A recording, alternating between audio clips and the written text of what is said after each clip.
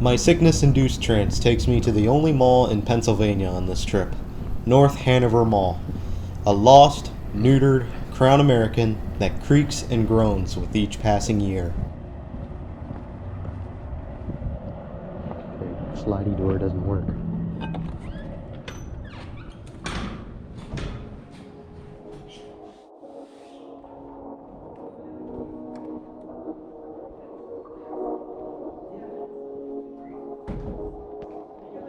There are about a dozen or so Hanover Townships in Pennsylvania, but only one of them, referred to as the Hanover Borough, was considered worthy of a shopping mall. In 1967, North Hanover Mall was built initially as an open-air mall with W.T. Grunt, a local discount chain known as Town & Country, Sears, and Food Fair. Throughout 1969 and 1970, the mall would be enclosed to the Crown American style and would see the Bon-Ton and J.C. Penney come to join the fold. Town & Country would be converted into Kmart just before vacating in 1996, being replaced by a Black Rose Antiques.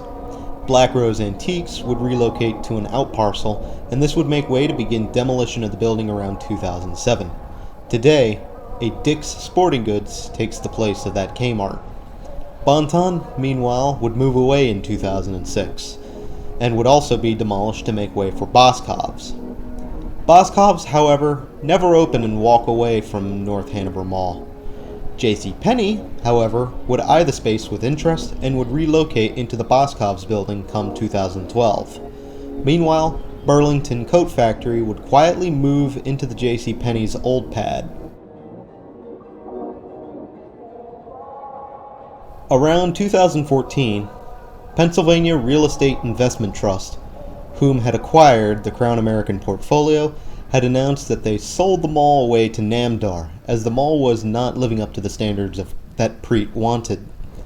However, Preet did have a hand in bastardizing the mall's original architecture. Despite Preet's bleach, some of Crown American's details still shine through, if you catch my drift. Today, North Hanover Mall sits with dwindling occupancy, despite its admirable efforts to keep all the anchor spaces occupied.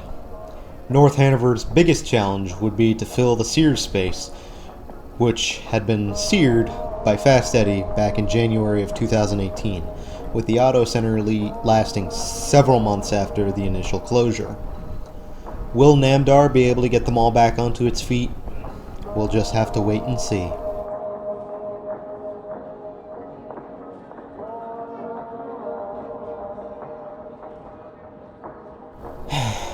Why did Preet have to renovate this mall? That gray carpet is an insult to Crown American's legacy. But I can't really be too angry with the mall. After all, the roof still adds some excellent pizzazz to the mall. In some spots, those circular skylights feel like they could lead to another world. Perhaps one where North Hanover Mall is still alive and well and even has a proper Boscov's.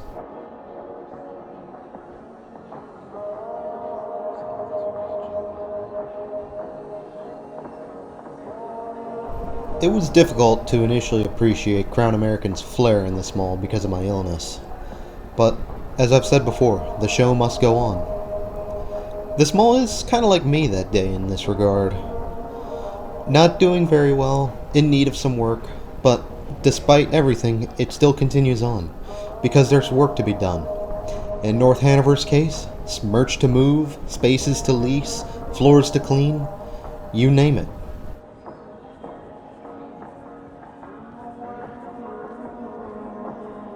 So, that ruffled feather space. It originally used to be an American eagle, but now it's been converted into a bird sanctuary. And because birds require a different climate to live in comfortably, you can feel the heat radiating from that store when you walk by. And I am told by a local to this place that on some days, you can hear those birds squawking about from the other end of the mall.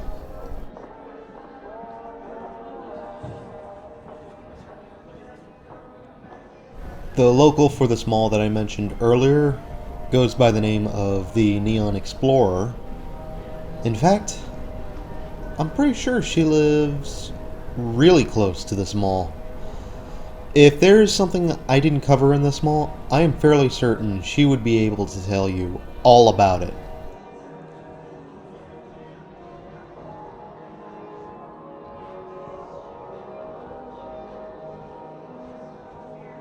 One thing I did notice in my sickness-induced trance is that this mall is supposed to be on flat ground. But over time, the ground and the mall have shifted and settled over time. If you saw on our way in, there was a big crack in the entrance facade. I would imagine that if this mall is to continue operations, the foundation would definitely need some work to keep this mall up to snuff with building codes. And of course, as always with a dying mall, the roof would need patchwork done. However, given that this mall is a collaboratory between Namdar and Mason Asset Management, I doubt any of this will happen. We're probably looking at another Uniontown Mall, another Chambersburg Mall. Who knows how long before the next anchor leaves? Will it be J.C. Poskov's? Burlington? Dick's? All we can do is wait and see.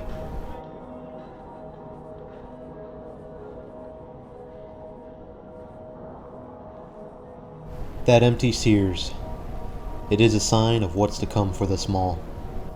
What can we do to stop it? Can we even stop it?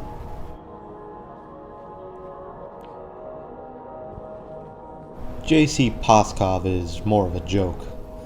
Because the space they're in now was supposed to be a Boskov's, a few amid the dead mall community dubbed this particular JCPenney as J.C. Poskov.